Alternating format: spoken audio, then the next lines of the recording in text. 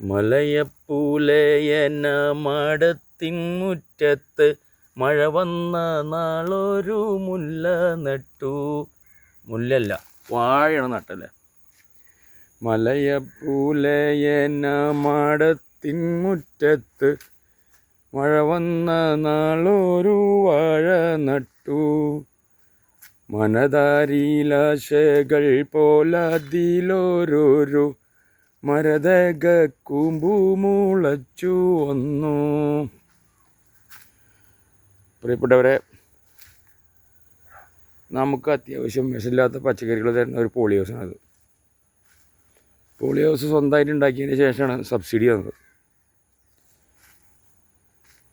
അതിനുശേഷം പിന്നീട് പറഞ്ഞു ഓരോ 4 കൊല്ലം കൂടുമ്പോഴും മെയിൻ്റനൻസിനുള്ള പൈസ, ഷീറ്റ് മാറ്റാനുള്ള പൈസ, ഇങ്ങനെ ഒരുപാട് പൈസകളുടെ ഓഫറൊക്കെ ഉണ്ടായിരുന്നു. ഓഫറുകൾ മാത്രം ബാക്കി വെച്ചുകൊണ്ട് അനാഥപ്രേതം പോലെ പോളി ഹൗസ് ഇങ്ങനെ നിൽക്കണം. പക്ഷേ നമുക്ക് കിട്ടിയത് മതി. കുറച്ചെങ്കിൽ കുറച്ച്, പച്ചങ്ങ പച്ച വെച്ച് ഊതുന്ന മതി. നമ്മളാൽ കഴിയുന്നത് നമ്മളത് കൊണ്ടു നടക്കണം. കൃഷിക്കാരന് സപ്പോർട്ട് ചെയ്യാൻ കൂടെ ഗവൺമെൻറ് ഇല്ല എന്നുണ്ടെങ്കിൽ അവന് നിർത്തിക്കാൻ പറ്റില്ല. 1 ഏക്കർ സ്ഥലത്ത് വാഴ വെച്ച് ആ വാഴ എങ്ങാനും കാറ്റത്ത് ഒടിഞ്ഞു നിറഞ്ഞ് പോയി കഴിഞ്ഞാൽ 13 രൂപ വെച്ചാണ് അവന് കിട്ടുക. എന്ത് ചെയ്യാനാ? ഒരു രക്ഷയില്ല. കർഷകനെ നല്ല രീതിയിൽ ബോധവൽക്കരണം ചെയ്ത് അവന് ഒരു ഡോക്ടറെ കാണുന്ന പോലെ കണ്ടു കഴിഞ്ഞാലുണ്ടല്ലോ, നമ്മുടെ നാട്ടിൽ ഈ ക്യാൻസർ തുടങ്ങിയുള്ള അസുഖങ്ങളൊന്നും ഉണ്ടാവില്ല. നല്ല രീതിയിൽ പ്രതിഫലം കിട്ടുന്നുണ്ടെങ്കിൽ അവൻ അധ്വാനിക്കും. എല്ലാവർക്കും നല്ല നല്ല സ്ഥലങ്ങൾ മായം ചേർക്കാതെ കൊടുക്കാൻ അവന് സാധിക്കും. ഇതിപ്പോൾ അവനെ പറഞ്ഞിട്ട് വല്ല കാര്യമുണ്ടോ? പകുതി സ്ഥലം കൃഷി ചെയ്യുന്നില്ല, വെറുതെ കിടക്കുക. തമിഴ്നാട്ടിൽ നിന്നൊക്കെ അവർ നമുക്ക് വേണ്ടി മാത്രം ഉണ്ടാക്കണ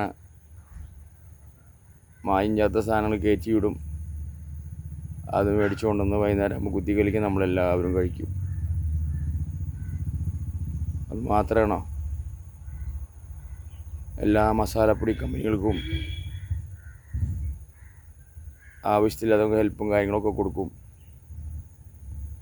അവിടെ നിന്ന് കിട്ടണത് പൊടി എന്ന് പറഞ്ഞാൽ ഇന്നത്തെ കാലത്ത് വെറും പൊടിയല്ല, മരണപ്പൊടിയാണ്. ഇതൊന്നും ഞാൻ പറഞ്ഞതല്ല കേട്ടോ. നിങ്ങൾ നെറ്റിൽ അല്ലെങ്കിൽ മറ്റുള്ള സ്ഥലങ്ങളിലൊക്കെ അന്വേഷിച്ചാൽ മനസ്സിലാവും നമ്മുടെ നാട്ടിൽ നടക്കുന്ന സംഭവങ്ങൾ. ഇതൊക്കെ തീർക്കണമെങ്കിൽ ഗാന്ധിജി പറഞ്ഞ പോലെ തന്നെ ഇന്ത്യയിലെ നട്ടെല്ല് കൃഷിക്കാരാണ്. കൃഷിക്കാരെ കൃഷിക്കാരായി കാണാത്തടത്തോളം കാലം, പണ്ട് കാലത്തെ തൊപ്പി പാള വെച്ച ആ രീതിയിൽ ഇപ്പോഴും കണ്ടുകൊണ്ടിരുന്നാൽ ഒരു രക്ഷയില്ല.